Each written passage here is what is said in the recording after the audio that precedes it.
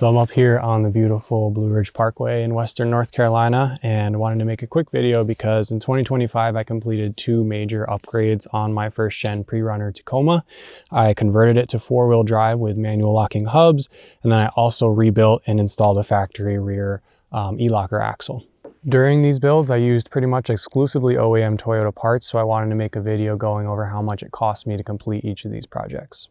I've been asked about this topic on several of the forums that I'm active on, and I just thought it would be interesting for anyone considering a similar path. So before I get into the price list, I did just want to acknowledge that you can easily do both of these projects for probably less than half the price that I spent doing them. In my case, personally, this is going to be my primary vehicle for the foreseeable future, hopefully forever. So it was my decision to use the best possible parts that I could use, and in this case, that was OEM Toyota stuff. And beyond that, I also just really like doing these projects. They help me learn a lot. I like making the videos, so I want to use the best tools and the best equipment that I can so that I can make the best quality video that I can in the end as well. So with that said, get ready to clutch your pearls, but again, just know that you can do both of these builds on a budget, and there are lots of examples of folks doing it for less than half of what I did. So probably 75% of the parts that I got for these builds, I got directly from Toyota from their online parts website. What I do is I wait until they have either 15 or 25% off sales, which they do for almost every holiday. I'd say pretty much every other month they're running a 25% off part sale.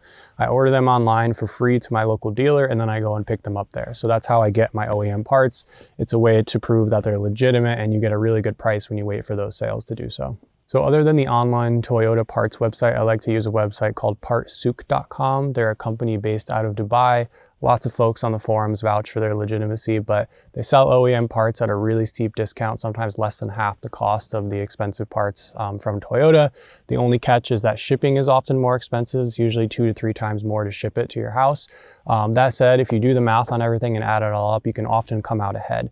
And the last thing that I'll add though, as of this past year, several of my orders from there did get hit with a tariff bill. So if you're ordering items that have materials that have tariffs placed on them, just know that you will get an invoice from the shipping company after you get the order. Okay, so with all those caveats out of the way, let's get into the actual price breakdown. So I'm going to start with the 4x4 project. So the 4x4 conversion needed a large number of big ticket items because there's a lot of steps involved for replacing all the parts to make sure that you're upgrading properly to 4x4. So first and foremost, we have the A340F donor transmission. I got that locally. It was from a 4Runner truck originally, and that was $500. Next, we have the J-Shift transfer case. I got this at a local junkyard for $221.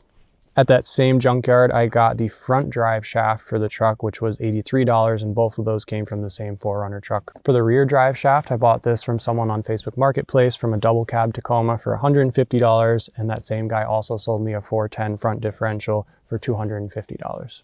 One of the luxury items that I bought was a brand new inbox OEM shifter bezel from someone on Tacoma World. So that was $200, but that part is totally discontinued and you can't get it anymore at all in any colorway. So it was just a little treat to just have the exact same color match, brand new shifter bezel to make it look really clean on the inside after I was done with the install. I had to get a new speed sensor, which was $137.87.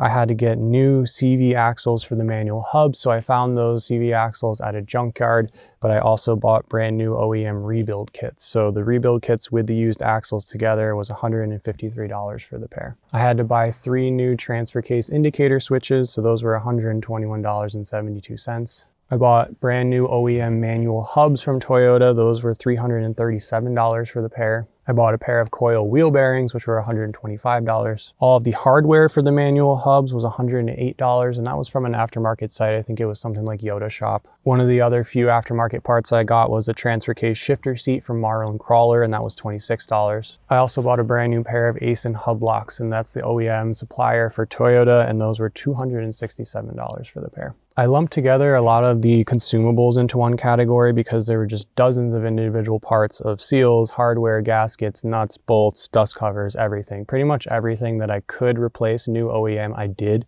So the total for that category was $1,566.33. And then lastly, I added a section just for consumables because as I was going through this build, I was using stuff like spray paint, sandpaper, any sort of consumable like that. I didn't really keep great track of those expenses, but I estimated about 150 bucks for that. So the grand total for my 4x4 conversion project, we had 233 individual parts for a total cost of $4,395.92. So again, just so you know, this is a pretty common swap to do for pre-runner guys on the forums, and I've seen more than one example of people doing it for less than half that cost. So this was the OEM path for me that I wanted to take, but you can certainly do this build on a budget for less than half that cost. So now moving on to the e-locker project. So I picked up that entire rear axle assembly from someone on Marketplace, from drum to drum, everything from the brakes, the axles, the actual housing itself, obviously the third member and the locking differential actuator, and I paid $1,000 for that. I also bought new rear axle bearings, which were $100 for the pair. I bought ABS tone rings, which were $61.50. I bought a new diff lock indicator switch, which was $73.95. The next thing that I bought was a press tool that I used in combination with my shop press, and this is a specifically made tool for rear axles on Toyotas, and it helps you remove and add on the bearings, the ABS tone rings, spacers, stuff like that. So it really was an essential part of this build, and I chose to buy it myself, and that was $115. One somewhat cost-saving measure I took was, instead of buying new OEM drum brakes, I actually had mine resurfaced at O'Reilly's, which was pretty reasonably priced, and that was $50 for the pair. And then for another miscellaneous category of seals, hardware, gaskets, kind of the same thing, dozens of individual parts that I chose to replace, that was $496.25. And the last thing that I bought were some TRD decals. I actually tried to get the OEM ones, but they no longer make them, so I had to get them on Etsy, and I paid $15 for the pair. So the total for that project was 59 individual parts for a total cost of $1,911.70. And that gives us a grand total of $6,307.62 for both of these builds. So I know what you're thinking. I could have bought an entire 4x4 truck on Marketplace for $6,300, but it wouldn't be nearly as nice as my truck. And like I said in the beginning, the main point of these projects is for me to learn and get to have an excuse to work on these things, learn automotive systems, and that's really why I do it and why I like to make these videos. So that said, I hope that provides some transparency if you're looking to do a similar route or just looking to do a budget build of these projects for yourself. But I'm gonna have a lot more videos coming this year with this first gen, so if you're interested, stay tuned, subscribe, and thanks for watching.